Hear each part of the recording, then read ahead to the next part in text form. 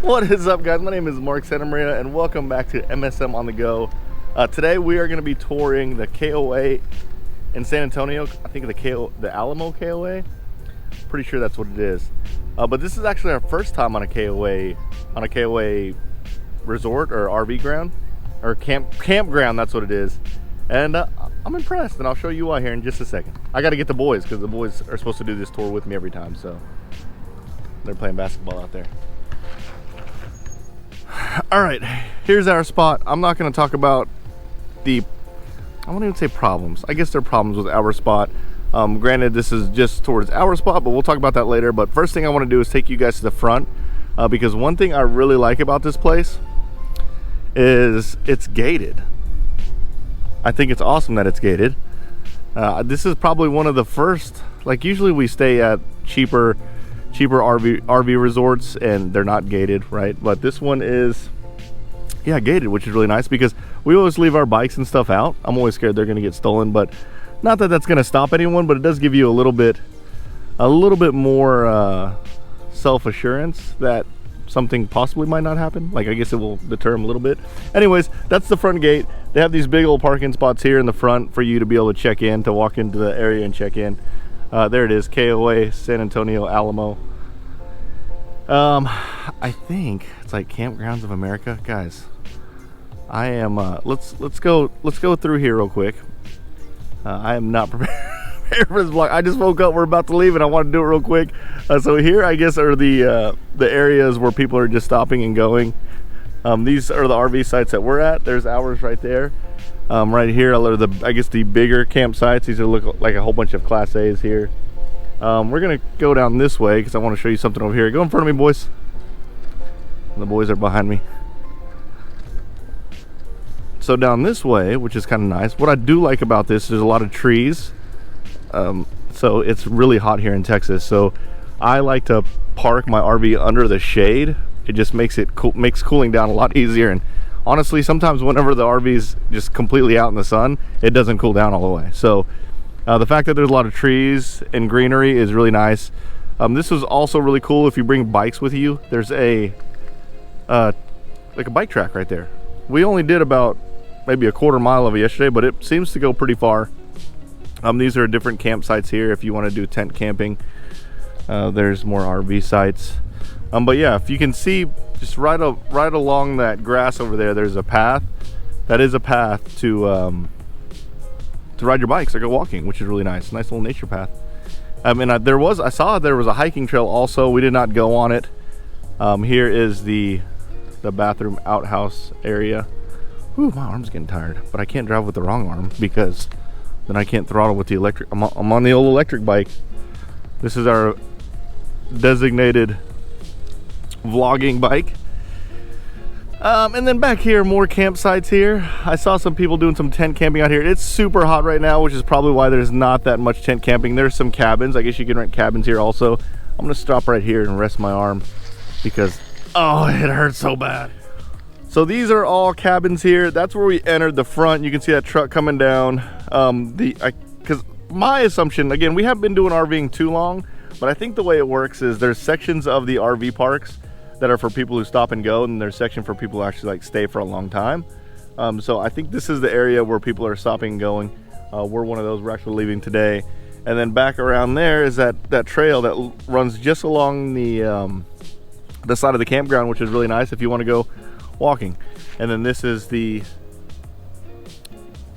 tent camping. There's the boys. These guys are hot. It is hot out here, guys. It is no joke hot. All right, moving on.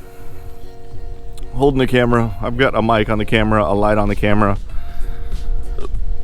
Camera is not light. Oh, speed bump. Ah! Go ahead, bud. Evan's gonna do a trick for you guys. Oh, the old bunny hop. Ethan's behind us. Back there. All right, yeah, so more tent campsites. Campgrounds. These look like they have water. I don't see they have electricity too. So water, electricity campsites, which is really nice. Usually when our family goes camping, before we got the RV, we did primitive camping where it was just water or nothing. I don't know why we did that. That was a really bad idea. I We waited way too long to get an RV. Here's some cabins. Not sure how much these cost to rent. I believe we paid, I think the total for hours was $60 a night.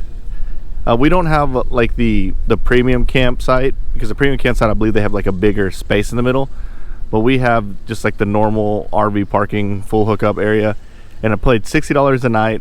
But if you pay for a membership, I think the membership's $33 a year, you get 20% off. That's a no-brainer, because we almost made all that back on this 1 3-night trip. We'll definitely make most of it back on our next one, because we're heading back up north after this. I'm assuming these are more RV slots or RV parking spots, but these are the ones that are staying for a little bit longer.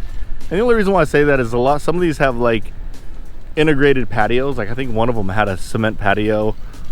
Let's go this way, Evan, to the left. A cement patio like built up to the RV. To me, that says that they're going to be there for a while. Right here on the right is your playground. The playground's super cool because the kids can just go out there and hang out, and it's super close to the RV, so we can actually see them from our part. That little hut right there is like a diner, which we've eaten breakfast there twice. They have a good bagel sandwich.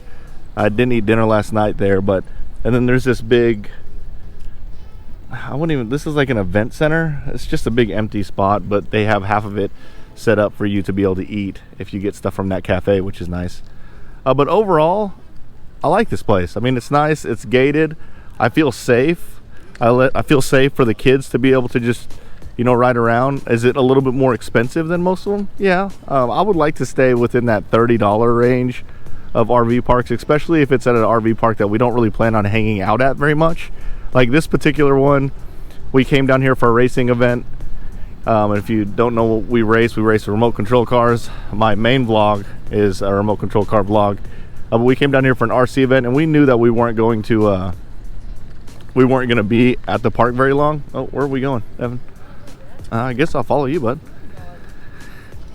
We knew we weren't going to be at the RV park very much. We were going to be at the event and really just coming back to sleep, which in those cases, like, I don't know if I would want to spend $60 if that's going to happen. But in this particular case, because we were going to be gone so long, and I'm a little unsure about, the safety of our stuff, it being unattended for a full day, all throughout the whole day, I think it was cool that it was gated. I will definitely stay at this place again if I ever come down here, just because it's nice. It's like a mini resort, like a quick getaway resort, and there's stuff for the kids to do. So yeah, overall great time. We're heading back to our campsite now, and I'll tell you what I didn't like about it. And again, this might be specific to our particular campsite, but there are some caveats, that's for sure. All right, so here's our spot. What I really didn't like about it, and we probably could have got a better spot, there's not really anywhere to park the truck. You can see the truck is kind of like lined up perpendicular to the RV there, because that's the only way we can keep it off the road. Also, look at how small our patio area is. That's just a little too close to my liking. Like if we were to eat lunch right there, we're sitting right next to their septic hose or their dump hose, which isn't the coolest. But look, there's an Imagine right there. Here's our Imagine, and there's an Imagine right there. It's pretty cool. The other thing I was not pleased about is the water pressure. I don't know if it's just our spot, but at night, when you would think a whole bunch of people are using the water, like we had no water pressure. It was really, really bad. Like the water would barely drip out. I ended up turning the pump on, and we were using the RV pump to get the water out. So we've been basically using tank water the whole time, letting the tank fill up and using tank water, because the water pressure is really, really that bad. But other than that, those are really the only two complaints I have of this place. Other than that, everything is, again, it's safe, it's clean. I would stay here again. So you just got to work through those little caveats. So yeah, good times.